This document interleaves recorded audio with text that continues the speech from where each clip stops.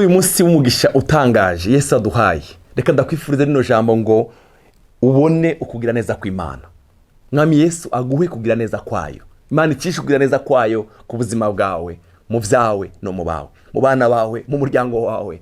Ndakwifurije kugira neza kw'Imana.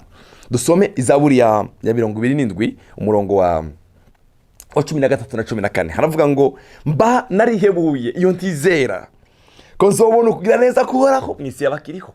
Ndakugendera inama nziza cyane.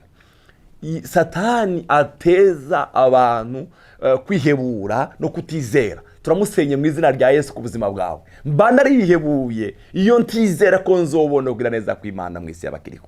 Version yindi iravuga ngo mba nararavye iyo ntizera. Haleluya. Ntukigere utakaza kwizera mu buzima bwawe. Iminsi yose ushishikara wizera, ntukigere utakaza kwizera. Mba narihebuye iyo ntizera ko nzobona ukugira neza kuhoraho mwisi y'abakiriho. Mba nararavye iyo ntizera ko nzobona kugira neza kw'Imana. Ndakwifurije kugira neza kw'Imana. Ukugira neza kw'Imana gutahe mu muryango wawe. Ukugira neza kw'Imana gutahe mu bana bawe. Ukugira neza kw'Imana iki gitondo, uyu munsi, aya masaha, aho uri kurumva ino jambo, uri kuri televiziyo, uri kuri YouTube, uri ahantu hose uri kurayumviriza, ndakwifurije ngo ukugira neza kw'Imana gutahe mu rugo rwawe. Ukugira neza kw'Imana gutahe ku buzima bwawe. Ubone ukugira neza kw'Imana. Haleluya. Ubone ukugira neza kw'Imana. Sifa kwa Mungu. Umurongo wa 14 uravuga ngo niwite guhoraho, niwitege neza y'Imana. Niwitege rema umutima wawe, humura nuko niwite guhoraho. Haleluya. Reka kwitega ingorane. Hari abantu bagomba bitega ingorane. Reka kwitega ingorane. Itega inkuru nziza, itega amahoro, itega umunezero, itega guhoraho mwami wacu. Haleluya. Niwite guhoraho. Rema umutima wawe, niwite guhoraho. Amen. Umutima wawe niwite guhoraho.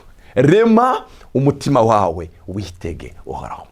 Mana rihebuye iyo ntizera. Haleluya. Ndakizeye kubona kugira neza kw'Imana. Turambigwe, tucike intege. Reka kwidoga, reka kwidodomba. Turacyari abakandida kugirirwa neza n'Imana. Kubera iki? Twavyuse turiho. Kuri kuranyumviriza. Umva, urarwaye, itege gukira. Ndatangaje gukira mu mubiri wawe mu izina rya Kristo Yesu. Amagara meza n'umugabane w'abana b'ibwami. Itega amagara meza. Witege ishimwe ku Mana, witege amashimwe, witege kubona kugira neza kw'Imana. Haleluya. Umurongo wa 14 wavuze ngo rema niwitege guhoraho. Rema muvandimwe, rema. Haleluya. Rema umutima wawe, humura nuko niwitege uhoraho. Nuko niwitege uhoraho. Ndakwiteze mwami. Uyu munsi udasanzwe wampaye, ndakwiteze. Nditeze neza yawe. Nditeze gutabarwa nawe. Oh haleluya. Nditeze kumva ijambo rikiza umutima wanje. Nditeze mwami kubona neza yawe. Mu gitabo cya Zaburi ya 31 umurongo wa 19 uravuga ngo erega ukugira neza kwawe ni kwinshi, uko wabikiye abakubaha. Urubaha umwami arafite stock yo kugira neza kwayo. Imana ikore muri stock yo kugira neza kwayo. Yusanze ku buzima bwawe. Iguhe. Haleluya. Idahe muri stock yo kugira neza kwayo. Ishire ku buzima bwawe. Muvandimwe, uri kuranumviriza. Umva, reka dusengane nawe. Ukuno kugira neza kw'Imana gutahe mu rugo rwawe, gutahe mu buzima bwawe. Erega ukugira neza kwawe ni kwinshi, uko wabikiye abakubaha, uko wagiriye abaguhungira ko mu maso y'abana b'abantu. Amen. Haleluya. Uko wagiriye. Haleluya. Uko wagiriye. Haleluya. Uko wagiriye abaguhungira ko mu maso y'abana b'abantu. Bene data, harashariho ukugira neza kw'Imana. Imana iracyafite stock yo kugira neza kwayo ku buzima bwanje, ku buzima bwawe, ku buzima bw'abacu. Harashariho kugira neza kw'Imana. Satani ntagutere kwihebura. Ntagutere kwihebura. Wa mugore warurwaye imyaka 12 ngo yaribwiye mu mutima. Aravuga ngo nubishe barako aravuga ngo umugabo witwa Yesu. Reka ngende ndabe naje kugira neza kw'Imana. Kwiwe kogera ku buzima bwanje. Ngo aragenda ntibari vyemeye ko agenda mu igugu y'abantu ari mu mihango. Ariko aragenda bukebuke. Aravuga ngo naho nokora kumpuzu yiwe gusa. Ndizera ko ino soko y'amaraso yo kama. Tukigera utakaza kwizera. Tukigere utakaza kwizera. Yesu yaravuze mu gitabo cy'Abaheburayo ngo ko yararejo n'uyu munsi ndiko ari kandi ndiko azahora iteka ryose. Bizabitangaza yakoze kera. Ukugira neza kwayo kuracyariho na bugingo n'ubu. Haleluya. Hariho umurongo uvuga ngo umviriza 40:11, nawe ntunyime kugira neza kwawe uhoraho, imbabazi zawe n'ukuri kwawe bize byama binsigama, ntunyime kugira neza kwawe. Uyu mudamu yagiye yiteze kugira neza kw'Imana, wamukoze ku mpuzu yiwe ngo isoko y'amaraso irakama. Haleluya, isoko y'amaraso arakama. Ngo Yesu abwira ba Petero ngo ari umuntu nkozeko. Ba Petero aramubwira ngo turi benshi ko turakugumda turi benshi. Yesu aravuga ngo hariho umuntu akozeko. Wamugura avuga ngo Yesu umwana w'Imana, ngirira imbabazi ni jewe. Nari maranye icyago imyaka 12, umwami Yesu akozeko. Umwami none kirakamye nkoze ku mbuzi yawe kirakamye. Umva, wowe ufise indwara, wowe uri mu bitaro, wowe uri hirya no hino, wowe umerewe nabi mu mutima, wowe urushe, ndasenze natura rino jambo ngo kugira neza kw'Imana kuze ku buzima bwawe. Ukugira neza kw'Imana gutahe muri uwo mubiri wawe, ukugira neza kw'Imana kukwishura icyo kibazo, kukwishura iyo deni, ukugira neza kw'Imana urabishoboye.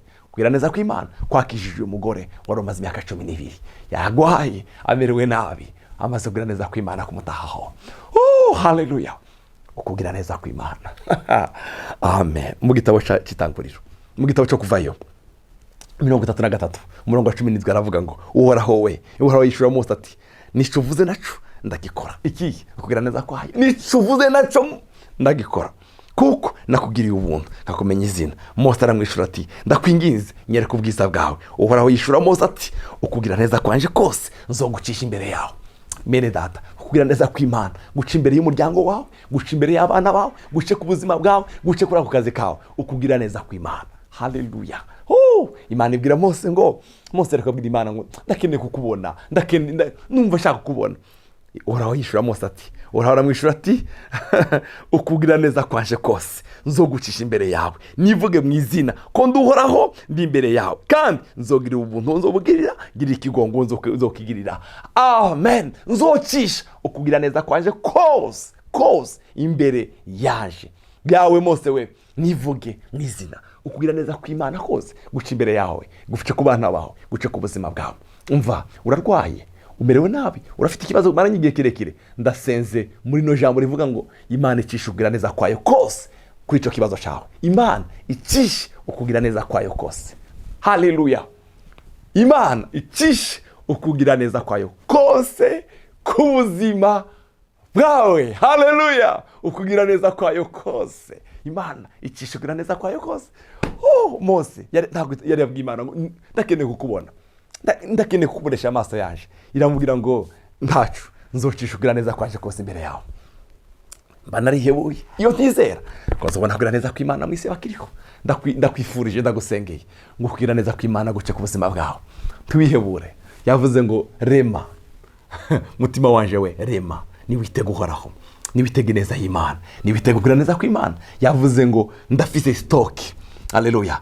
Ari murongo twasonye yavuze ngo tunyime kugira neza kwawe, tunyime kugira neza kwawe. Haleluya. Wavuze ngo nawe ntunyime kugira neza kwawe, uhoraho we ntunyime kugira neza kwawe. Imana icishe kugira neza kwayo ku buzima bwawe. Ikadusenge. Data mu izina rya Kristo Yesu, turifuza ko uyu munsi wa none ucisha kugira neza kwawe kose mu buzima bwacu, mu byacu no mu bacu. Turakwiteze Mana, nditeze indirimbo nsha, turiteze ishimwe, turiteze impundu. Hariho umwe ni data kuri numviriza ararwaye, ndadekaraye gukira ingwara ku buzima bwiwe.